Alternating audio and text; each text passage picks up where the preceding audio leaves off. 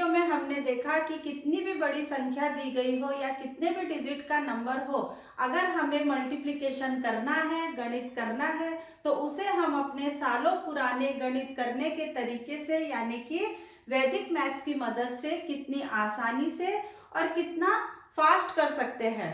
कुछ ही सेकंड्स में हमारे आंसर आ जाते हैं और अगर हमारी अच्छे से प्रैक्टिस हो तो हम उसे मेंटली भी सॉल्व कर सकते हैं। अगर आपने मेरा वो वीडियो नहीं देखा है तो उसे आप मेरे चैनल पर देख सकते हैं, मैंने लिंक डिस्क्रिप्शन में दी हुई है। ओके, अब देखिए आप, ये मेथड सीखने के लिए हमें ये मालूम होना जरूरी होता है कि बेस क्या है। वैसे मैंने अपने पिछले वीडियो में आपको बताया है कि बेस क्या है, लेकिन एक बार और रिवाइज कर लेते हैं, क्योंकि अगर हमें बेस आधार क्या है ये समझ में आ गया तो हम अच्छे से सॉल्व कर सकते हैं, क्योंकि यही इसका एक मेन कंसेप्ट है। ओके, तो बेस क्या होते हैं, एक तरह से आप ये भी समझ लीजिए कि 10 की पावर। कैसे 10 की पावर, देखिए आप, अगर 10 की पावर 1 होती है तो क्या होगा, बेस हमारा 10 ही आएगा। 10 की पावर 1 हुई तो 10 आएगा। 10 की पावर 2 हुआ तो कितना होता है, इसका मतलब क्या होता है 10 इंटू 10, तो ये हो गया हमारा 100। 10 की पावर 3 हुआ तो 3 बार हम 10 को मल्टीप्लाई करेंगे, गुना करेंगे तो कितना आएगा हमारा 1000।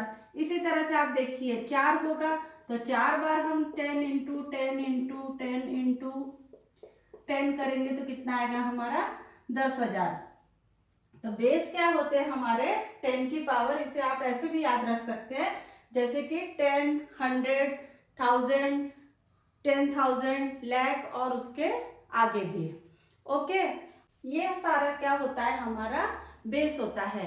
हमने अभी तक क्या सीखा पिछले वीडियो में, कि ऐसे क्वेश्चन हमने पिछले वीडियो में सीखे थे, जैसे कि 95 इंटू 96 दिया है, तो ये क्या है, हमारे बेस 100 के पास है और ये दोनों ही हमारे 100 से कम है।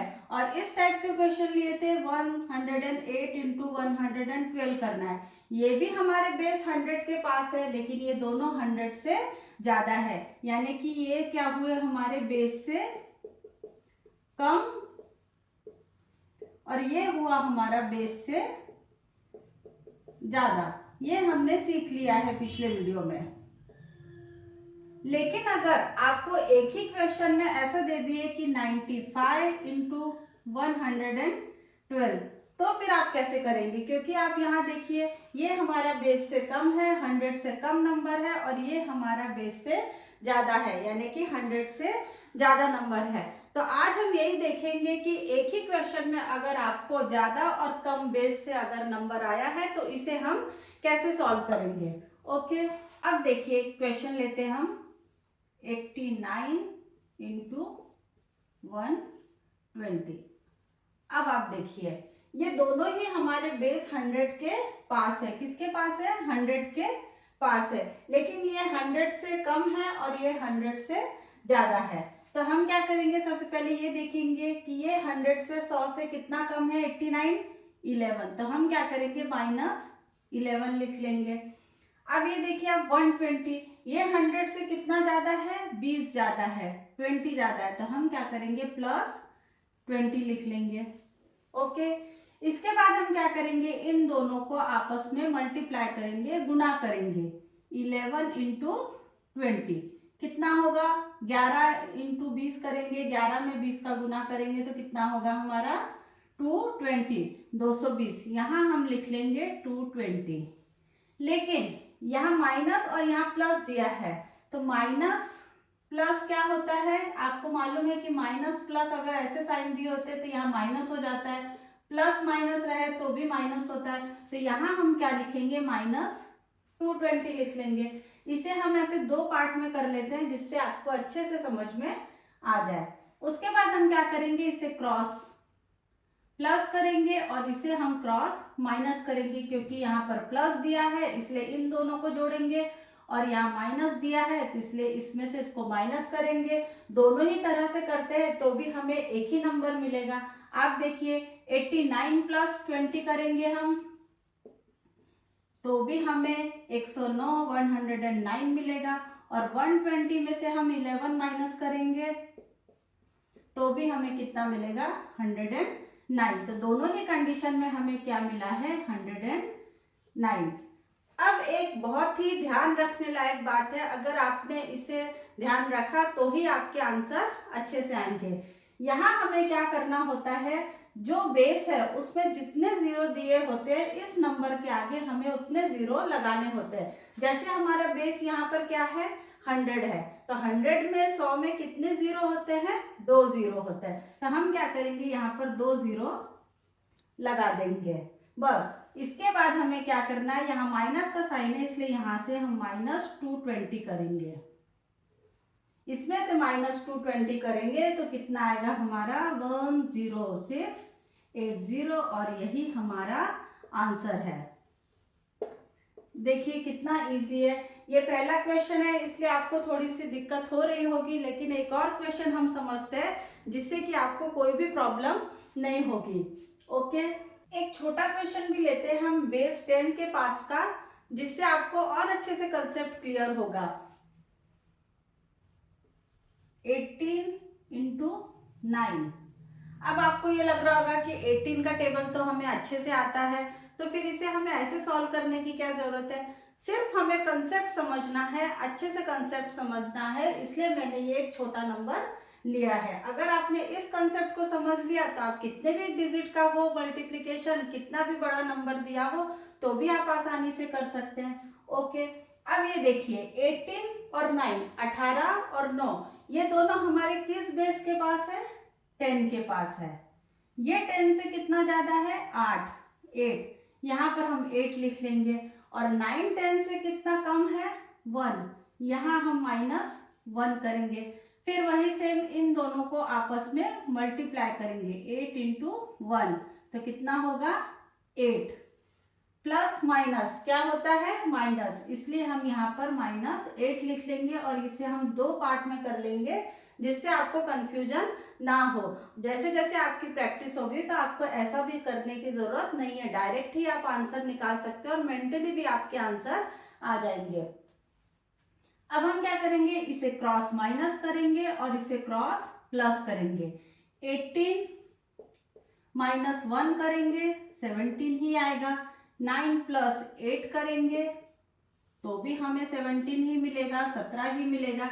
यहाँ हम लिख लेंगे 17। अभी मैंने आपको बताया था कि बेस में जितने जीरो है और जिस बेस के पास हमारा वो नंबर है तो उतने जीरो हम यहाँ पर लगा देंगे। तो हमारा यहाँ पर बेस कितना है 10 और 10 में कितने जीरो है 1 जीरो है, तो यहाँ पर हम क्या करेंगे 1 जीरो लगा देंगे और इसमें से -8 करेंगे। -8 करने पर कितना आएगा हमारा 162। ये हो गया हमारा आंसर। कितना इजी है, यही कंसेप्ट आपको कितने भी डिजिट का नंबर हो उसमें यही कंसेप्ट आपको काम आएगा।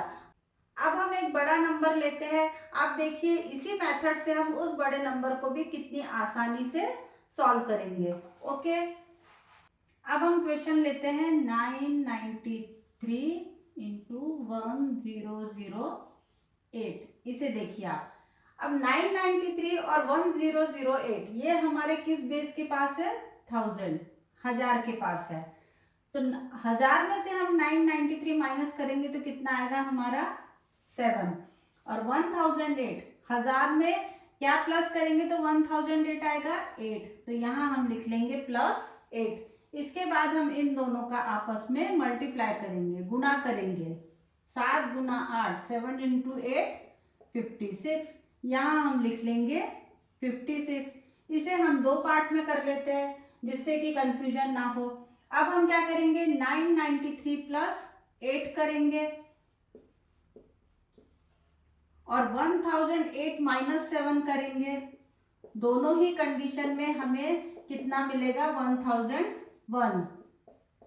हमें ये बार बार दोनों करने की जरूरत ही नहीं है, आपको जो इजी लगता है आप उसे कीजिए, क्योंकि हमें दोनों ही कंडीशन में एक ही आंसर मिलने वाला है 1001। तो यहाँ पर हम लिख लेंगे 1001। उसके बाद हमें क्या करना है, जो बेस है हमारा उस बेस में जितने जीरो है यहाँ पर लगाना है। तो 1000 में कितने जीरो है 3, तो यहाँ हम क्या कर लेंगे 3 जीरो लगा लेंगे। और यहाँ हमें माइनस का साइन लगाना है। ये हमारा हुआ है -56, क्योंकि माइनस प्लस क्या होता है, माइनस। तो ये हो गया हमारा -56। अब इसमें से हम 56 माइनस करेंगे, बस हमारा आंसर आ गया। तो आंसर क्या आया हमारा, 100944। ये हमारा हो गया आंसर।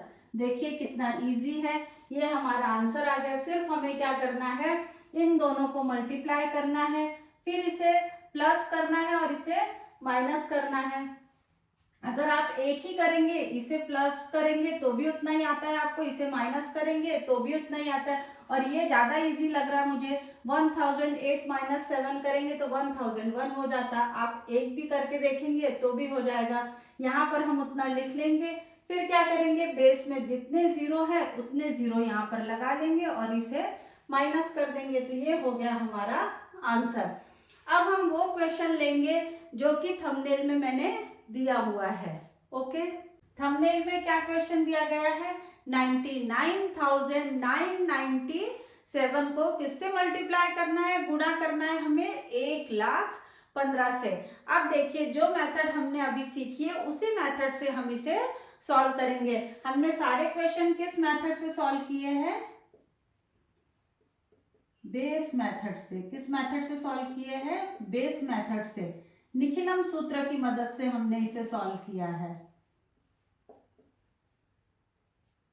निखिलम सूत्र की मदद से हमने इसे सॉल्व किया है। अब ये नंबर हमारे किस बेस के पास है, 1,00,000 के पास है। 1,00,000 से 99,997 कितना कम है, 3। यहाँ हम -3 लिख लेंगे।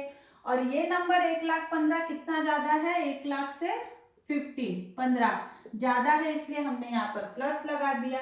अब हम इन दोनों को मल्टीप्लाई करेंगे, 3 × 50 कितना होता है, 45।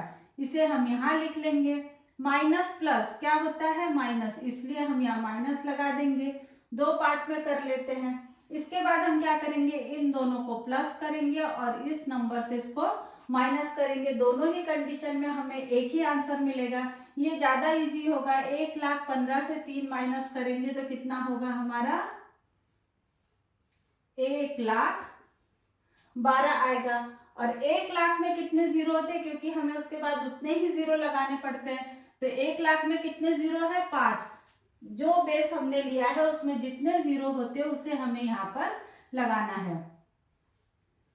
तो हम यहाँ पर 5 जीरो लगा लेंगे। इसके बाद इसमें से -45 करेंगे। माइनस करने पर कितना आएगा, 5 5 9 9 9 1 1 0 0 0 1। ये हो गया हमारा आंसर। माइनस करना भी इजी है, सिर्फ हमें 45 ही माइनस करना है। आप अपने मन से कुछ क्वेश्चन लीजिए और करके देखिए। जैसे जैसे आपकी प्रैक्टिस होती जाएगी आपकी स्पीड भी फास्ट होती जाएगी और आपको मैथ्स करने में मजा भी आने लगेगा। आपके मन में जो मैथ्स करने का, गणित करने का डर बैठा हुआ है वो भी डर निकल जाएगा, क्योंकि जो हमारी कैलकुलेशन स्पीड है वो फास्ट हो जाएगी। वैदिक मैथ्स की मदद से हमारी कैलकुलेशन स्पीड 10 गुना बढ़ जाती है। मिलते हैं फिर अगले वीडियो में एक नए कंसेप्ट के साथ। Thank you.